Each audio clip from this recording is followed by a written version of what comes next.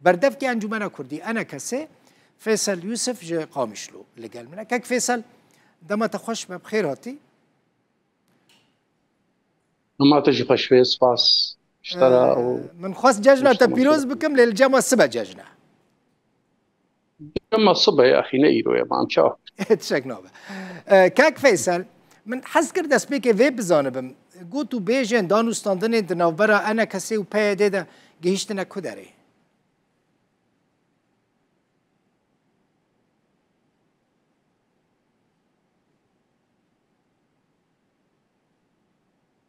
دنگ قطبو شما دنگ تشيكن دنگ قطبو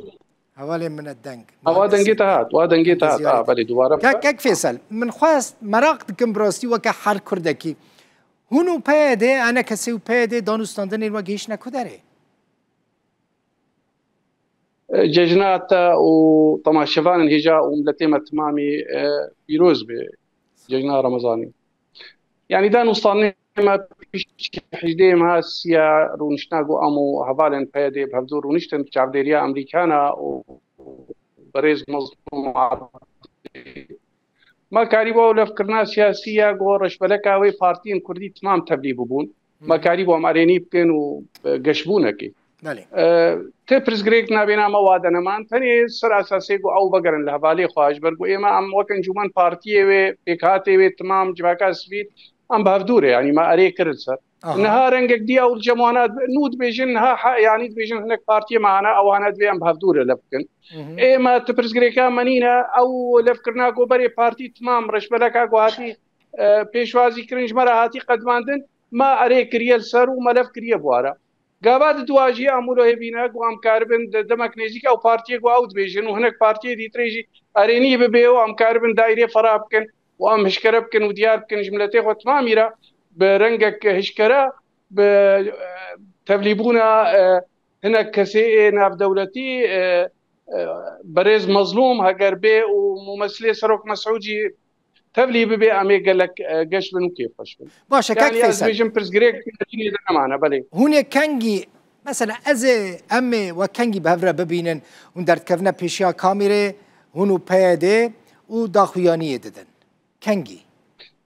باور بك يعني از بيجم هاجر هناك جار ناجي هناك مساله از چه بيجم تقني تينا بيشياما لقاف قافي قوت تينا افيتن ام كاربن بهفدوره وقت قول بيشيا كاميرا بيشيام لتيما قوم لتيما تمام بيني از بيجم كسكي قوي دي لينغا باش دبدينينا ام قاف بربو تشن ودمك نيزيك ده از لكارم بيجم فلان روجيان او ليد روجا ده ويقلك يدريش نكي از كارم ببيجم قافي قوم افيتنا بهفدوره نرينا كرديا باش هناك تشتي قو بهتر بهوري تشي بويا ام بهتر ام ناخذ دراغان ديج علي خوك جمانان اجتماعي كردي اگر تشتك جيابي ام اوايكي السرد سكن قوام شارع سربكن ليه ملت مراق دكي كاك فيصل ليه ملت مراق دكي ملت حز دكي بزانه ببراسي اف دمك بود قوت پشتی ججنه برید گوتن دروجا ججنه يعني نوروزه ده پشتی نوروزه ليه يعني افايا نوروز در باس بو ایروسی ما هي افايا هفته كان سر نوروزه رو چو و هونين وتقاف ناغفتنا كانجي هوني داخويانيه هفبش يعني هناك مسائل هنا يعني نبمة يفقري داينا ام تخوازن يعني وقتی گو بیرا کاندن گو برا او لفکرنک گو کسی ملتي كرد تمام ارينيه السر بكن حتى دنجي ما بقي ولاتيه سوريا اي بيشجيري ما اي كسينا بدولتي و اي خديه دس بيش خريه سروك مسعود تمام از جارك دي ايغو دنجي متكن وجوره جيد بيجن دريا قضايا روداوي ريز قرتيرا او ام دمك نيزيك هكا ام روجانا حدين ليوي دقلك نيزيك امي كاربن لف بكن وملتي ما بري فيت خوازي وامجي دا خوازي ملتي خو برجوندي ملتي خو ام تبين انت دايا مسألة استراتيجية بالنسبة باشا من اوكي من كاك فيصل من برسفا برسا خوا نستاند براستي لي مخواست في بزانبم تو يعني هون چاو بيجم يعني دليستا يا ودا تو نافين سور هنا جالي بيده وكو افلان كس بشتار نبا و بيده جي لجموان تو نافين دليستا سور ده هنا كو جالي وفا بشتار نبن نا يعني أسخازم بيجم أفاقو تقو يعني مثلا برسف مشترى تا برسا روجا كر من كاري بوز بيج متى بيشتي سي روجيا بيشتي دروجيا بيشتي شا روجي لي أسخازم بيجم بلكي أجا صبا روجا جوجنيا روجانا أم سرويت سكنين قو أم كاربن شقا دمك نيزيك أم ديار بكن يقددو أبدا يعني خطي صور عالية مدى نسرت بارتي أنا شخو مثلا ملتي ما أم بيجشن شوا أوي قو أم كاربن دنجي خوب جينا أو جيب مرة شريك بن ئەمێ وێ بکەن و ئێواژیش ئالیەوادا مە نەبیستە گۆ ینی وەکت بێژێت خێزی سۆر سەر ئەنجومەنێ هەنا نا ئەس دەبێژم gelek pirsgirêk hatine helanîn levkirin ya go reşbeleka go Partiya Kurdî timamî hazir kirî me lev kiriye û pîroz dibêj aliyê dostê me wa dimênê gavê diduwa em ê wê jî bikar bênin. باش سەر خێرێ بە وەرم سەر مەسەلەی ئاواکردنا حکوومەتە نو یا سووریە هون جبو ئاواکردنا حکوومەتی هاتنە داواتکردن هاتنە بەخوێندن يعني إما وك انجمنان اجتماعي كردي وك بيك هات نا بس هناك كسايتين وي هاتن بخوستن إما جيما جوش بربو أم شيور بمنابويا أم وك بيك هاتك سياسي بربرسنت برملتي خدا أو مثلا رونشنا جويتي ديار بيش برجو نريني ما شيورا منابويا أم تدا حاضر نبونا ليه أسخازم ببيجم إما نموضوعي أم حاضر بن الجواتك ديار كرناوي ملتي كرد جوختي قد بي بري قو بيجي زي تبلي حكومة ابم ما في وي دندروي سوريا دا وك شريك وك ولاطي ما في وي وك نتوك دوا بجماري خو سر عرضي خو امويت خوازن حتى انها اميت سروي بشغلن ومندا باش ابنا نلفروي قطبريبي امي بردوام بنجبو ما في ملتي ما دولتها سوري ولاطي سوري دا نكس امنا منتك الكسك يتكن ونكسك جي منتك المتك وقت ام ديجن ام سوري تمام في ام شريك بن افاكرنا دولتانو يعني هون اعتراف بفي حكومتك وهاتيه افاكرن دكن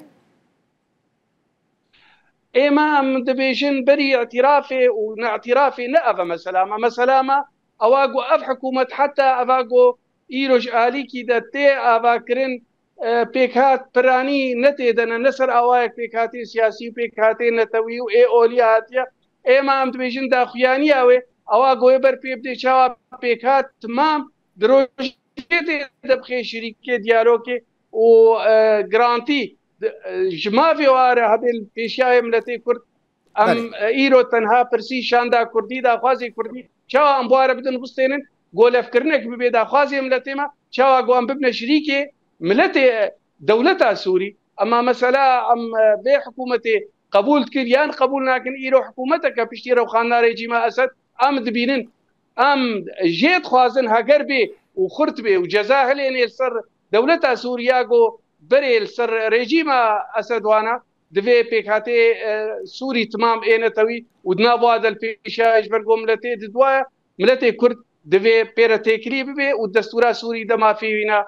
جرانتي بيدارين بيغو مانا اميدان وستاني سر ويبكن وجبرولوجي اواغو ايرو ام بلازي تخازن شان كردي ودان وستاني بواربكي شان كاك فيصل شان دا جبو شامي ويج چند كسان بيكوره يعني ما وكن جمانان اجتماعي كردي تبرزغريكنين الجمع دجمار هذا حتانها ام دبيجن يا قلك جرينج او شاندا جوهري دا خوازي ملتي كرد هندروي سوريا يعني والسر اجماري الهف نكري والسر ناخ فينا ما كاك فيصل دانوستاندن هنا مثلا شاند چند كسان بيكتي كي سروكتيا شاندي دكا افقلكي جرينجن يعني چند كسن مثلا غيني الدربي وا كس نوفا شاندي دا جي دغريان نا كسن سر بخوا تخازم في بزانبم والله إما يعني حتى انها ما مثلا شاندي بهدوره قوتو بيش نكريا مو بيدي يانجي بارتي دي لي از دبيجم بي كوناغاتي روجي بيشتي ججنا رمضاني امي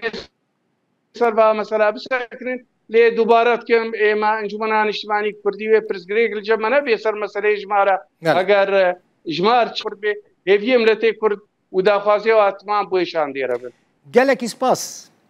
مالتا آوا فيصل يوسف بردفكي انجمن كردي انا كسيش قامشتو